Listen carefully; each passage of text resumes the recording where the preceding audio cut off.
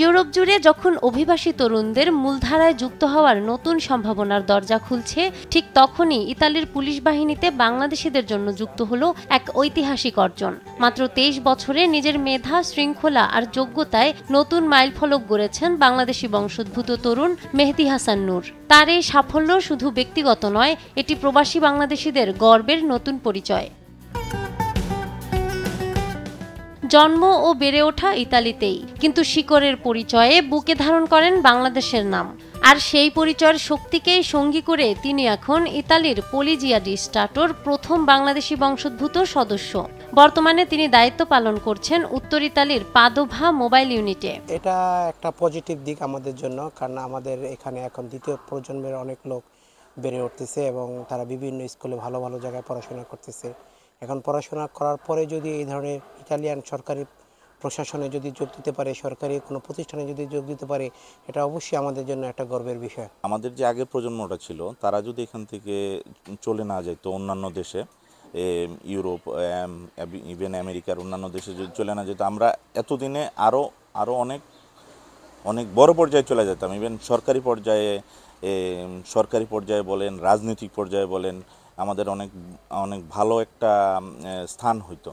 Italy police প্রশাসনে বাংলাদেশি যুবক সুযোগ পেয়েছে, এটা বাংলাদেশের জন্য গর্বের বিষয় এবং পরবর্তী প্রজন্মের জন্য এটা অনুপ্রেরণা হিসাবে কাজ করবে। সম্প্রতি ইতালির একটি জনপ্রিয় টেলিভিশন চ্যানেলে সাক্ষাৎকারে মেহেদী ইতালির প্রতি তার কৃতজ্ঞতার কথা জানিয়েছেন।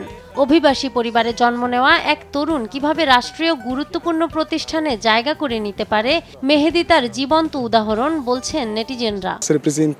আমি সত্যি আনন্দিত যে দেশ আমার পরিবারকে গ্রহণ করেছে। এখন আমি সেই দেশের জন্য কাজ করতে চাই। এখানেই শেষ নয়, মেধা ও যোগ্যতার স্বীকৃতি হিসেবে 2026 সালের অফিসিয়াল পুলিশ ক্যালেন্ডারে তাকে মডেল হিসেবেও নির্বাচিত করেছে পুলিশ প্রশাসন, যা অভিবাসী প্রজন্মের জন্য বিরল সম্মান।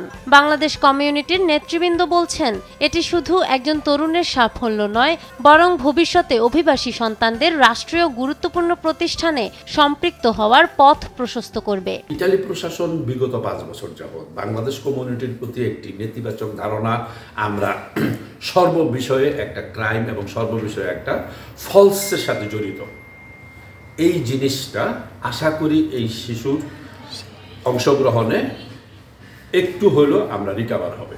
মেহেদীর এই অর্জন ইতালির মূলধারায় তরুণদের অংশগ্রহণ বাড়াতে ইতিবাচক ভূমিকা রাখবে বলে মনে করছেন বিশ্লেষকরা। তার সাফল্য প্রমাণ করে, পরিশ্রম ও দৃঢ়তা থাকলে অভিবাসী তরুণদের জন্যও ইউরোপের রাষ্ট্রীয় প্রতিষ্ঠানগুলো এখন উন্মুক্ত। নাহার বৃষ্টি, নিউজ ডেস্ক, দেশ টিভি।